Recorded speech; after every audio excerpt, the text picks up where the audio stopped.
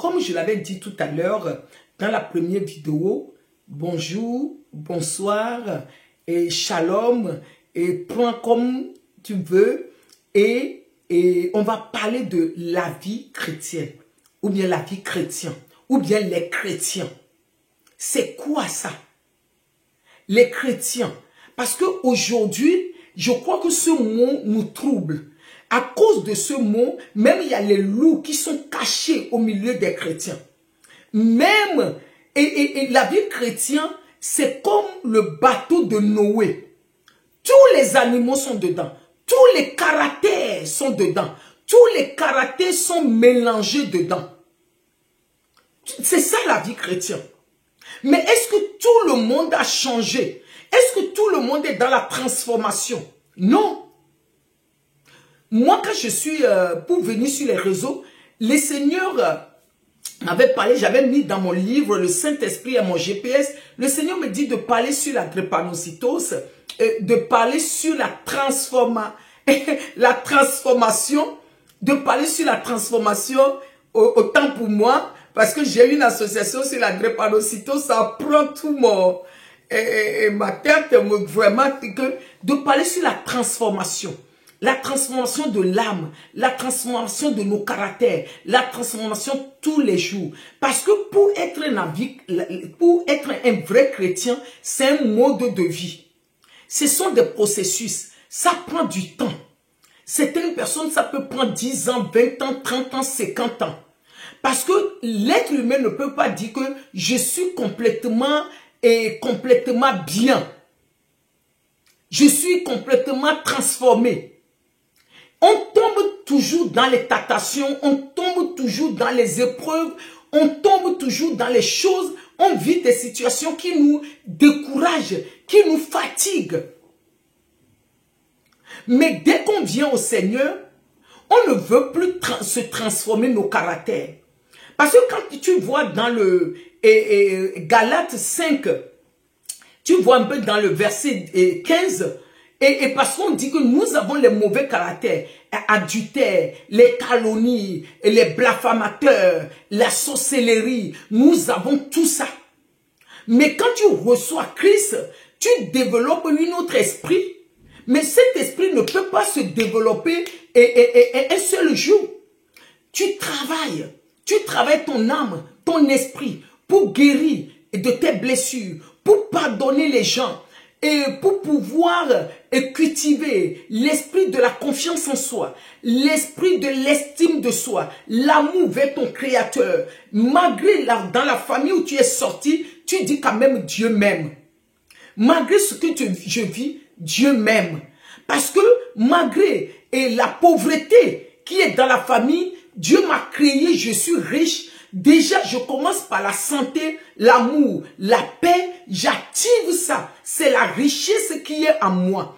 Maintenant, comment aller prendre la vraie richesse maintenant pour pouvoir les essayer pour moi, pour ma famille, payer mes loyers, et payer mes factures, élever mes enfants et aider les autres qui n'en ont pas. Parce que ça veut dire que la vie chrétienne, ou bien la vie chrétienne, si tu veux, c'est un mode de vie. Cela ne veut pas que tu viens en Christ, tu t'assois, tu regardes les gens, tu gardes toujours les mêmes caractères que tu es. Quand tu es dans le monde, les gens ne connaissent pas la différence entre chrétien et entre quelqu'un qui n'est pas chrétien. Parce que notre caractère parle de la vie chrétienne. Parce que les caractères des apôtres, et les gens qu'on dit aujourd'hui que je suis chrétien, leur caractère, c'est ça qui a montré que les gens disent, ah, ce n'est pas les gens du Christ, ça. C'est les gens qui se comportaient comme Christ. C'est les gens de Christ. C'est les gens qui sont la bienveillance. C'est les gens qui ont aimé les autres. C'est les gens qui donnaient à manger aux autres. Aujourd'hui, j'ai une association. L'association qui amène les enfants à l'école, les enfants orphelins, les mamans qui n'ont rien, les gens qui sont malades. Mais toi aussi, tu as reçu quelque chose à faire. Mais c'est ça, C'est ce caractère-là qu'ils ont commencé à faire comme Jésus. On dit Jésus a fait nourrir les gens, il a guéri les malades, et il a enlevé l'argent dans la bouille des poissons. Il y a plein de choses. C'est là que tu te dis, mais moi aussi je suis venu avec cet homme qui a révolutionné le monde. Je me suis dit, mais je vais marcher comme lui. Maintenant, est-ce que vraiment mon comportement ressemble à des chrétiens? C'est la question qu'on n'arrive pas à poser. Est-ce que ma vie que je mène tous les jours ressemble à chrétien? Et comme je l'ai dit, dans le corps chrétien, tu vois tout comportement. La méchanceté, la haine, la division, les calomnies. Mais est-ce que ma vie ressemble à des chrétiens? C'est ça qu'on va commencer à faire ce travail et à grandir progressivement et à tomber, à se relever. Les justes tombent, mais les justes se relèvent. Les justes tombent, mais les justes se relèvent. C'est là qu'on va faire ce travail pour pouvoir chercher à savoir c'est quoi la mission que moi j'ai reçue dans ce monde. Ma mission c'est quoi? Connaître que j'ai reçu quelque chose à faire et être dans le couloir de sa vraie mission, c'est quelque chose qui est difficile. Ah oui? Je sais que je dois aider mon prochain. Je sais que je dois être gentil. Mais avec le monde de la méchanceté, quand je suis au travail, comment je dois être gentil? Moi, ça m'est arrivé plusieurs fois. En 2006, j'avais travaillé quelque part. Tout le monde, les directeurs, tout le monde m'appelait Dieu, notre soleil, notre lumière. Et à un moment donné, j'avais eu peur et j'avais refusé même d'aller travailler. Parce que quand je suis allé, je n'ai pas dit, non, je suis chrétien, oui, au nom de Jésus, que Jésus brise Satan. Non, je n'ai pas fait ça. Mais mon comportement que je faisais envers tout le monde, et les Européens, tout le monde m'appelait, même les responsables, les chefs de service, ils m'appelaient dans leur bureau pour me parler de leur week-end, parler de leur famille.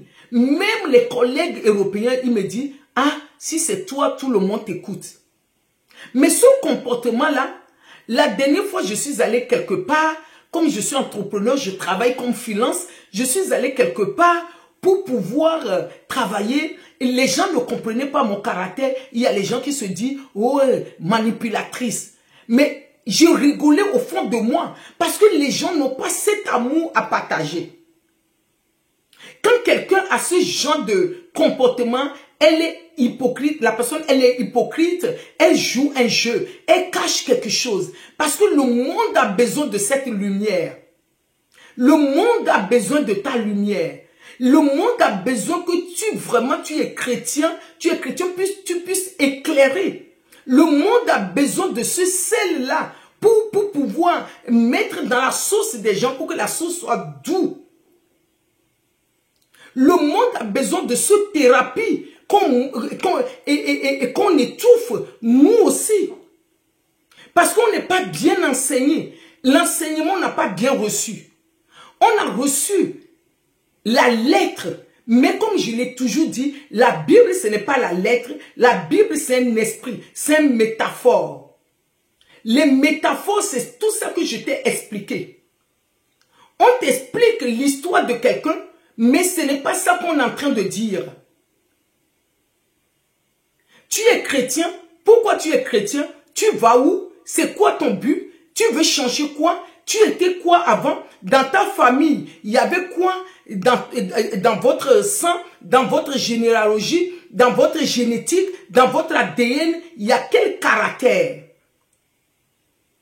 Tu ne vas pas accuser les gens de ta famille, même si tu es à l'écart, mais tu regardes l'esprit qui travaille dans la famille et toi tu essaies de changer et de changer toi-même. Ce n'est pas pour changer les autres. La vie chrétienne n'est pas pour changer les autres. La vie chrétienne commence par soi. Parce que quand on parle de soi, les gens disent, oh, vous parlez de soi, c'est Dieu. C'est Dieu qui change des vies. Il faut que tu sois disponible pour que Dieu puisse te changer. Il faut que tu acceptes d'apprendre pour aller à l'école, pour pouvoir étudier. Il faut que tu acceptes l'ordre de quelqu'un pour aller travailler chez quelqu'un. C'est ça. Parce que quand on voit la vie de changement, de la vie de ce qu'on nous dit aujourd'hui, et qu'on suit la Bible, on fait ceci, les gens là, ils ont accepté les brisements. Il y a d'autres que Dieu a changé leur nom, leur prénom. Et pour pouvoir changer leur sang, leur généalogie. Voilà ce que j'ai envie de partager avec toi pour la vie chrétienne que on utilise aujourd'hui. Les gens souffrent, les gens sont malades à côté de nous, on s'en fout, les gens souffrent, les gens sont à l'hôpital, les gens crient. Et à bas père, les gens crient, où est Dieu? Mais on ne fait pas attention parce qu'on s'occupe de nous-mêmes. Que Dieu nous bénisse, que Dieu nous pardonne, que Dieu nous aide. On se dit shalom, shalom, shalom, shalom, shalom.